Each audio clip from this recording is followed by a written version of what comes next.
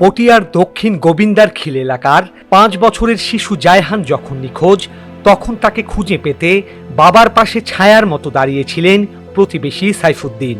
পুকুরে নামা, এলাকায় খোঁজাখুঁজি, এমনকি সান্ত্বনা দিয়ে একসাথে চা খাওয়া, সব নাটকই করলেন তিনি। কিন্তু ভেতরে ভেতরে লুকিয়ে রেখেছিলেন এক ভয়ানক সত্য। কিন্তু কে জানতো, উপকারের মুখোশ পরায় প্রতিবেশীর ঘরের পেছনের নর্দমাতেই তখন পড়ে আছে নিষ্পাপ জায়হানের বস্তাবন্দি লাশ। মুক্তিপণের এক চিরকুটের সূত্র ধরে পটিয়ার এই রোমহর্ষক হত্যাকাণ্ডের জট যখন খুলল, তখন স্তব্ধ পুরো এলাকা।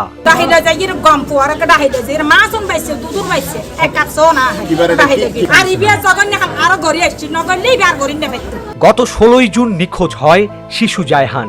এরপর পরিবারের কাছে আসে 3 লাখ টাকা মুক্তিপণ দাবির চিরকুট, কিন্তু কোনো ফোন নম্বর ছিল না। সন্দেহ দানা বাঁধতেই পুলিশ, প্রতিবেশী এবং পেশায় নার্স সাদিয়া সুলতানা নিহার হাতের লেখা মেলাতেই বেরিয়ে আসে থলের বেড়াল। বাচ্চাটার সাথে মোটামুটি 12:30 1টার দিকে এই মেয়েটা ফুটবল খেলতেছিল। মেয়েটা নাকি ফুটবল খেলে এবং সে পেশায় নার্স হিসাবে শেভরন হসপিটালে নার্স হিসাবে কর্মরত আছে। ইদানিং মনে হয় একটু ওখান থেকে ছুটি টুটি নিয়ে আগামীতে সে ইন্টারমিডিয়েট পরীক্ষা দিবে। তো এই ইন্টারমিডিয়েট পরীক্ষা দেওয়ার জন্য বাড়িতেই থাকে, কয়েকদিন সে হাসপাতালেও যাচ্ছে না। এর মধ্যেই বাচ্চার সাথে খেলাধুলা করতেছিল এবং খেলাধুলা করার একটা পর্যায়ে বাচ্চা তো তার সম্পর্কে ভাইয়ের ছেলে, মানে ভাতিজা হয়। তো তার বক্তব্য অনুযায়ী তার বক্তব্যের মধ্যে কিছু ফারাক আছে, কিন্তু তাদের সাথে মনে হয় কোনো বিষয় নিয়ে অনেক আগের থেকে কিছু দ্বন্দ্ব ছিল, মানসিক দ্বন্দ্ব ছিল। এবং সে এই মেয়েটা একটু ইয়া টাইপের, একটু একরোকা টাইপের। এবং এই যে তার ছেলেটার বাবা, যে ওনার নাম হচ্ছে শাহজাহানও তার সাথে বিভিন্ন সময়ে খারাপ ব্যবহার করছে।